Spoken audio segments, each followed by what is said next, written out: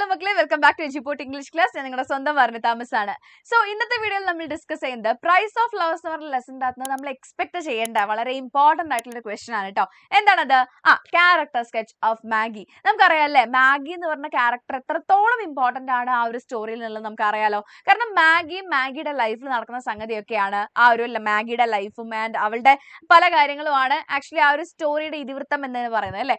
So നമുക്ക് പറയാം Maggi is the protagonist of the story എന്ന് വേണമെങ്കിൽ തന്നെ പറയാം. ഓക്കെ, സോ മാഗിയുടെ ക്യാരക്ടർ സ്കെച്ച് അത്രയും ഇമ്പോർട്ടന്റ് ആയിട്ടുള്ള ക്വസ്റ്റൻ ആണ്. നിങ്ങൾ ഓർത്ത് വെക്കുക, ഒരുപാട് വർഷം റിപ്പീറ്റഡ് ആയിട്ട് ചോദിച്ചിട്ടുള്ള ഒരു ക്വസ്റ്റൻ കൂടിയാണ് കേട്ടോ. യെസ്, ഇനി നിങ്ങൾ നമ്മുടെ ചാനൽ ആദ്യമായിട്ട് കാണുകയാണെങ്കിൽ ഉറപ്പായിട്ട് നമ്മുടെ ചാനൽ നിങ്ങൾ സബ്സ്ക്രൈബ് ചെയ്യണം. വീഡിയോ ഇഷ്ടപ്പെടുകയാണെങ്കിൽ ലൈക്ക് ചെയ്യുകയും ചെയ്യണം. നിങ്ങൾ നിങ്ങളുടെ കമന്റ്സ് താഴെ പറയും കൂടെ ചെയ്യണം കേട്ടോ. എന്നാലും എനിക്ക് മനസ്സിലാവുള്ളൂ നിങ്ങൾക്ക് ഇനി കൂടുതൽ എന്തെങ്കിലും ക്വസ്റ്റൻസ് വേണമെന്നുണ്ടെങ്കിൽ അതൊക്കെ താഴെ ഒന്ന് കമന്റ് ചെയ്യുക ആൻഡ് ഫ്രണ്ട്സിനൊക്കെ ഷെയർ ചെയ്ത് കൊടുക്കൊണ്ട് ചെയ്യാം. യെസ് മക്കളെ, ഇനി ഏതൊരു ക്യാരക്ടർ സ്കെച്ച് എഴുതുമ്പോൾ നമ്മൾ ശ്രദ്ധിക്കേണ്ട കുറച്ച് കാര്യങ്ങളുണ്ട്. ഒന്നാമത്തെ കാര്യം നമ്മൾ ഐഡന്റിഫിക്കേഷൻ ആണ്. എന്താണ് ഈ ഐഡന്റിഫിക്കേഷൻ എന്ന് പറഞ്ഞാൽ, നമ്മൾ ആ ഒരു ക്യാരക്ടർ ഏത് സ്റ്റോറിയിലെയാണ്, ആ ക്യാരക്ടർ ഏതാണ്, ആ ക്യാരക്ടർ ഏത് സ്റ്റോറിയിലെയാണ് ആൻഡ് അത് ആരാണ് എഴുതിയിട്ടുള്ള കാര്യങ്ങൾ നമ്മൾ എന്ത് ചെയ്യണം, ഐഡന്റിഫൈ ചെയ്ത് കൃത്യമായിട്ട് എഴുതാൻ വേണ്ടി കഴിയണം.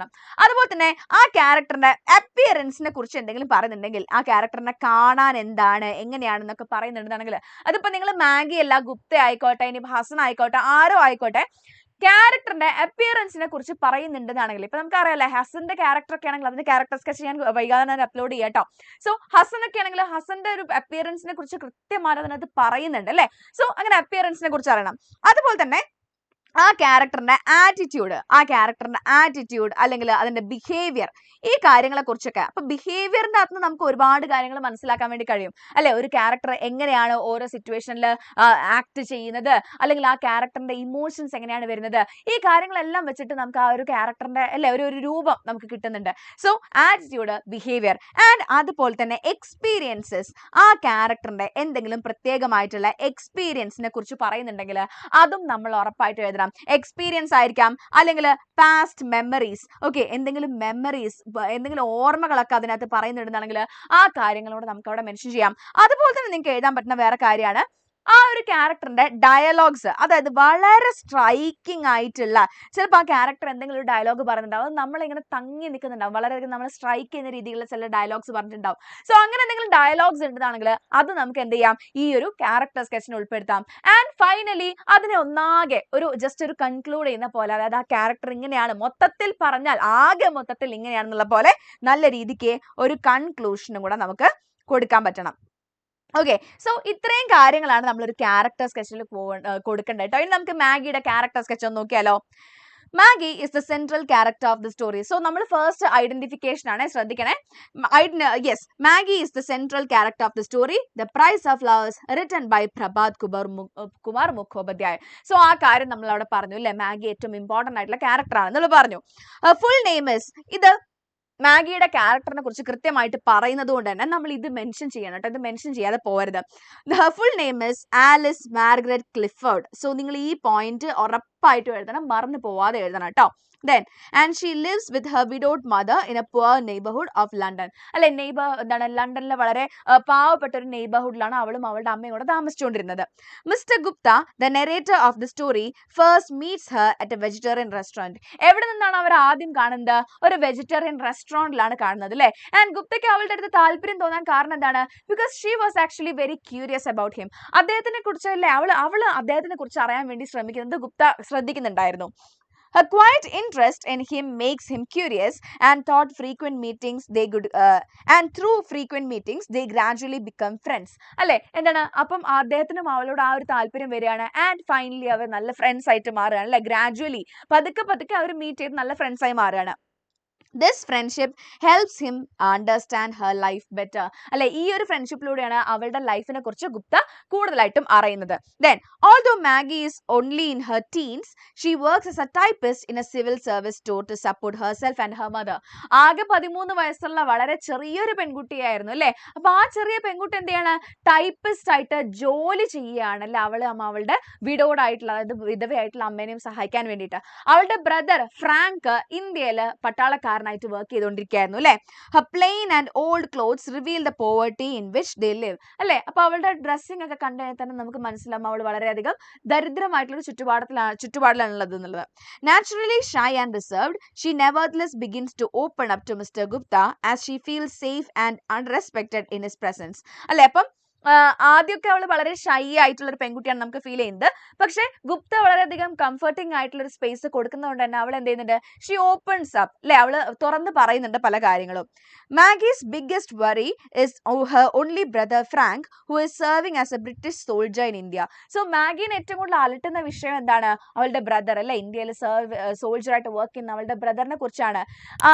അയാളുടെ അടുത്ത് നിന്നും പ്രത്യേകിച്ച് ലെറ്റേഴ്സ് ഒന്നും കിട്ടുന്നില്ല, പുള്ളിയുടെ ഒരു വിവരങ്ങളും കിട്ടുന്നില്ലായിരുന്നു അല്ലെ കുറച്ചായിട്ട്.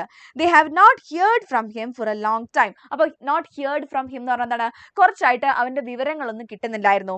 And this silence deeply troubles both Maggie and her mother അല്ലെ. ഈ ഒരു സൈലൻസ്, അതായത് ചേട്ടൻ്റെ അടുത്ത് നിന്ന് ഒരു വിവരം കിട്ടാത്തത് അവളെയും അവളുടെ അമ്മേനെയും ഒരുപാട് ടെൻഷൻ അടുപ്പിച്ചിട്ടുണ്ടായിരുന്നു. ഡ്യൂറിങ് എ കോൺവെർസേഷൻ, അങ്ങനെ അവരുടെ ഒരു സംസാരത്തിനിടക്ക് mister Gupta asks Maggie whether she likes her job. Gupta മാഗിനോട് ചോദിക്കുന്നുണ്ട് അല്ലേ, മോളെ നിനക്ക് ഈ ജോലി ഇഷ്ടമാണോ എന്ന് ചോദിക്കുന്നുണ്ട്. She replies that she wants work that is not mechanical. ഇങ്ങനെ യാന്ത്രികമല്ലാത്തൊരു ജോലി ചെയ്യണം എന്നുള്ളതാണ് അവരുടെ ആഗ്രഹം എന്ന് പറയുന്നുണ്ട്.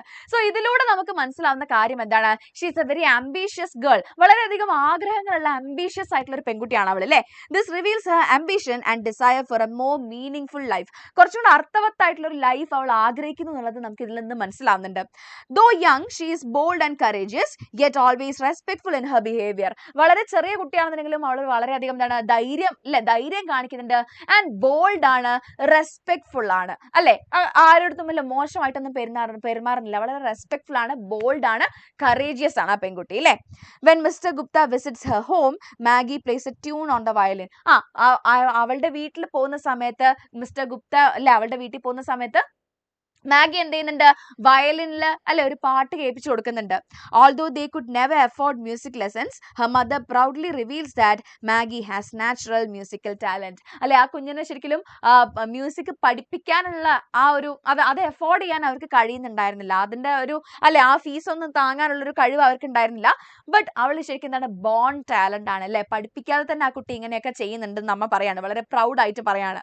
The girl's devotion to her mother and brother reflects her loving nature and emotional strength she carries despite her hardships. ഇതൊക്കെ നല്ല പോയിന്റ്സ് ആട്ടോ മക്കളെ. ഇതൊക്കെ നിങ്ങൾ വേണമെങ്കിൽ നന്നായിട്ട് അണ്ടർലൈൻ ചെയ്ത് വെച്ചോ, നോക്കി വെച്ചോ കേട്ടോ. നല്ല പോയിന്റ് ആണ് ഇതൊക്കെ. നല്ല രീതിക്ക് മാർക്ക് നിങ്ങൾക്ക് വാരി കോരി തരാൻ പോകുന്ന പോയിന്റ്സ് ആണ് ഇതൊക്കെ കേട്ടോ.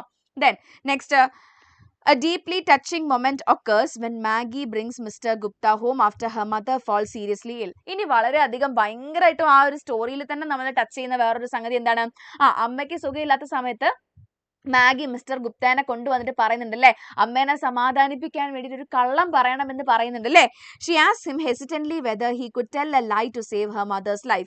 അമ്മയുടെ ജീവൻ രക്ഷിക്കാൻ വേണ്ടി ഒരു നുണ പറയാമോ എന്ന് അവള് വളരെയധികം അല്ലെ എന്താ പറയാ നിസ്സഹായതയോടെ അല്ലെ ഹെൽപ്ലെസ് ആയിട്ട് ചോദിക്കുന്നുണ്ട്. Believing that hearing good news about Frank would give her mother strength to recover അല്ലെ. ചേട്ടന് കുഴപ്പമൊന്നും ഇല്ലാന്നത് കേട്ട് കഴിഞ്ഞാലെങ്കിലും അമ്മ ഭേദപ്പെട്ടു വരും എന്നുള്ളൊരു പ്രതീക്ഷയോടെയാണ് അവളത് പറയുന്നത്. ബിക്കോസ് എന്താണ്, അമ്മ മാത്രമേ അവൾക്കിപ്പോ അവളുടെ ഈ ലോകത്ത് അല്ലെ ഒരു വിവരത്തോടെ ഉള്ളൂ, ചേട്ടനൊരു വിവരവും ഇല്ല. സോ ആ അമ്മയും കൂടെ പോയി കഴിഞ്ഞാൽ അവർക്ക് ആരും ഇല്ല. അപ്പൊ അമ്മേനെ സേവ് ചെയ്യാൻ വേണ്ടി ആരും നുണ പറയാൻ വേണ്ടി പറ്റുമെന്ന് ചോദിക്കുകയാണ്. When she says please forgive me if it is very very wrong അല്ലെ. ഇതാണ് ഞാൻ പറഞ്ഞിട്ടുണ്ടായിരുന്നില്ലേ, ആ ക്യാരക്ടർ പറയുന്ന ഭയങ്കര കാച്ചി ആയിട്ടുള്ള ഭയങ്കര സ്ട്രൈക്കിംഗ് ആയിട്ടുള്ള ഡയലോഗ് ഇല്ലേ. അങ്ങനെ ഏതെങ്കിലും ഡയലോഗ് ഉണ്ടെങ്കിൽ നിങ്ങൾ ഒന്ന് പഠിച്ചു വെക്കുക കേട്ടോ. ഇവിടെ ഇപ്പൊ ഇതാണ്, please forgive me if it's very very wrong. അത് വളരെ വലിയൊരു തെറ്റാണെങ്കിൽ നിങ്ങൾ എന്നോട് പൊറുക്കണം എന്ന് അവൾ മാഗി പറയുന്നുണ്ട് അല്ലേ. The reader is moved by her innocence, helplessness and child like sincerity. ഒരു കുഞ്ഞിനെ പോലെ വളരെയധികം നിഷ്കളങ്കമായിട്ടാണ് ആ കുട്ടി ചോദിക്കുന്നത് അല്ലേ. ഇതൊരു തെറ്റാണെങ്കിൽ നിങ്ങൾ എന്നോട് പൊറുക്കണം, പക്ഷെ ഈ ഒരു കാര്യം എനിക്ക് ചെയ്തു തരാമോ എന്ന് അവൾ ചോദിക്കുന്നുണ്ട്. On the day of mister Guptas departure for India, Maggi meats him again. അങ്ങനെ തിരിച്ച് അദ്ദേഹം നാട്ടിലേക്ക് പോകുന്ന സമയത്ത് മാഗി ഒന്നും കൂടെ അദ്ദേഹത്തിനെ കാണുന്നുണ്ട്. She offers him Har hard earn 1 shilling and requests him to buy flowers for her brother brothers grave if he ever finds it. അങ്ങനെ അവസാനത്തേക്ക് അവർക്ക് മനസ്സിലാവുകയാണ് അല്ലേ, ബ്രദർ ഇനി ഒരിക്കലും തിരിച്ചു വരാൻ പോകുന്നില്ല എന്നുള്ള സത്യം അവൾ മനസ്സിലാക്കുകയാണ്. ആ സമയത്ത് മിസ്റ്റർ ഗുപ്തനെ കണ്ടുകൊണ്ട് അവൾ കഷ്ടപ്പെട്ട് ഉണ്ടാക്കിയിട്ടുള്ള 1 shilling അല്ല, ആ 1 shilling എന്ത് ചെയ്യാണ് അവള് മിസ്റ്റർ ഗുപ്തയ്ക്ക് കൊടുക്കുകയാണ്. എന്തിനു വേണ്ടിയിട്ടാണ്? പൂക്കൾ വാങ്ങിയിട്ട് ചേട്ടന്റെ കുഴിമാടത്തിൽ വെക്കാൻ വേണ്ടിയിട്ട് ആ ഒരു പൈസ കൊടുക്കുകയാണ് ചെയ്യുന്നത് അല്ലെ. സോ ഇതിലൂടെ എന്താ നമുക്ക് മനസ്സിലാവുന്നത്, അവളുടെ ആ ഒരു സെൽഫ്ലെസ് ആയിട്ടുള്ള അല്ലെ, ആ ഏട്ടനോടുള്ള അത്രയും വലിയൊരു സ്നേഹം പ്രൈസ്ലെസ് ആണ് ശരിക്കും അത് അല്ലെ. ആ ഒരു പൂക്കൾക്ക് നമുക്ക് വിലയിടാൻ വേണ്ടി കഴിയില്ല എന്നുള്ളതാണ് പറയുന്നത്.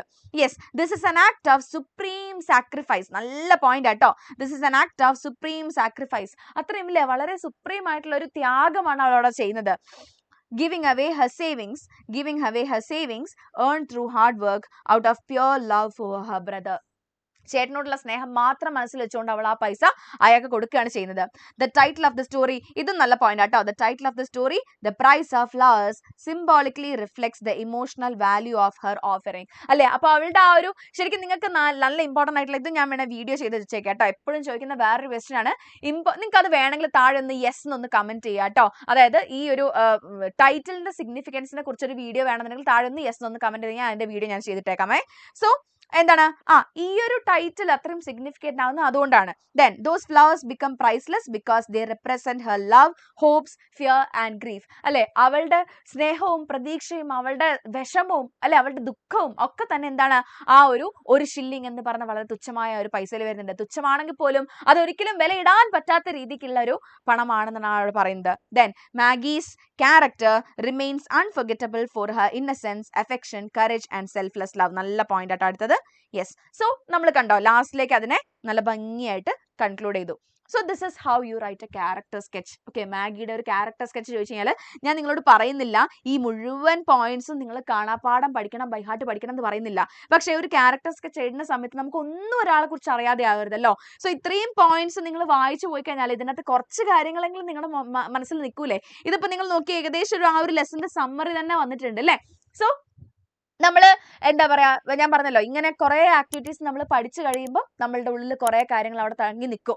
ഓക്കെ, ഈ പോയിന്റ്സ് ഒക്കെ തന്നെ കൂടെ ഒരുമിച്ചാക്കിയിട്ട് നിങ്ങൾ എക്സാമിന് നല്ലൊരു ക്യാരക്ടർ സ്കെച്ച് എഴുതാൻ പറ്റട്ടെന്ന് ഞാൻ ആത്മാർത്ഥമായിട്ട് വിഷ് ചെയ്യാണ്. സോ നിങ്ങൾ ഇനി നെക്സ്റ്റ് വീഡിയോ ഏതാ വേണ്ടെന്നുള്ളത് താഴെ കമന്റ് ചെയ്യുക. ഓക്കെ, നമുക്ക് നെക്സ്റ്റ് വേറെ വീഡിയോയിൽ കാണാം. Till then it's me Varnitha signing off. By.